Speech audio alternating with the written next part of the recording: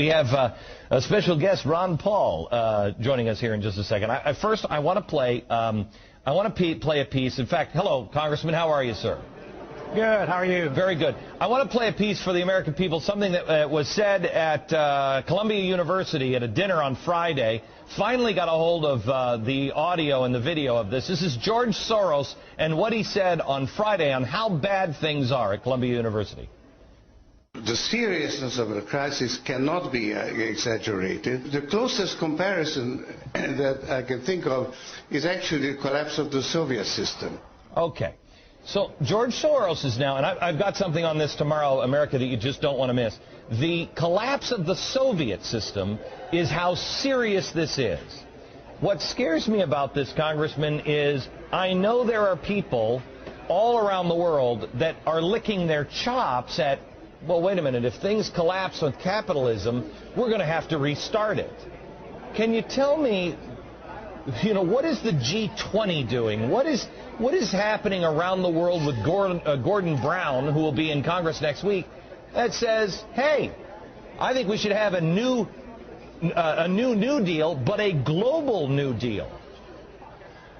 Yeah, they're frantic and they're panicking, and you have the central banks from the G7, I'm sure, are meeting constantly to plan the next monetary structure. We had a major structure formed in Bretton Woods in '44. It collapsed in '71.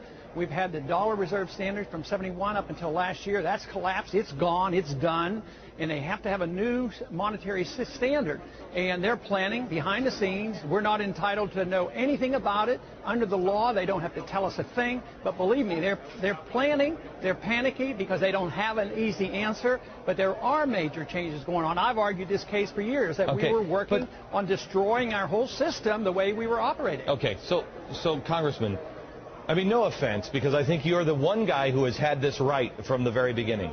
But the problem is, if you say stuff like this, it sounds like a conspiracy theory.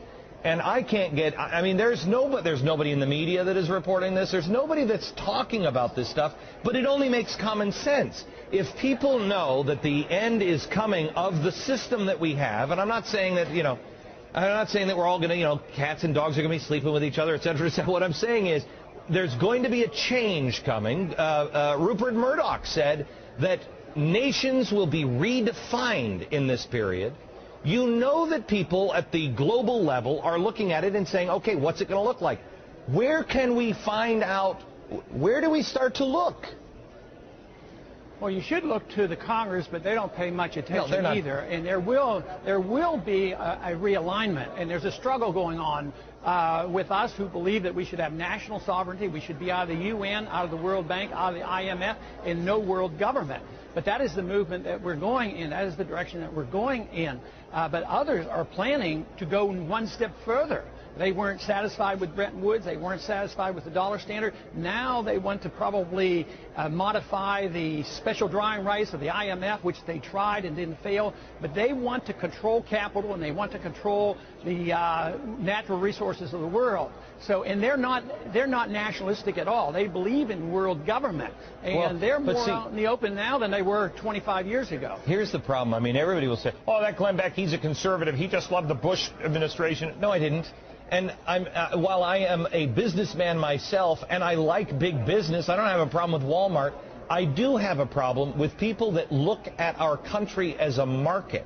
And that's what's happening. These global corporations are just looking at people as consumers and a market, so they don't give a flying crap about our Constitution or anything else. What's good for business? How do you stop that? I think there's a lot of truth to that, but I concentrate on making sure nobody is big because they get a special benefit, either the bankers or the corporations, the international corporations, because inevitably they get benefits. They get tax subsidies of all sorts, they get contracts, and they are protected, and they get all kinds of benefits from government. When you're big for that reason, let's argue that Walmart got big because they satisfied the consumer. We don't want to come down hard on bigness, per se. Bigness in capitalism is good as long as they got there by the consumer voting confidence in that particular business. Yeah. Congressman, thank you very much. By the way, America, I mean, I hope I'm nuts. I mean, really, you've never met anybody who hopes he's wrong more than I am, or I do. the solutions are going to be presented as gigantic and global, and the answer is going to be local. The answer is going to come from you and your local community and your state, not the globe. That's where a nightmare is.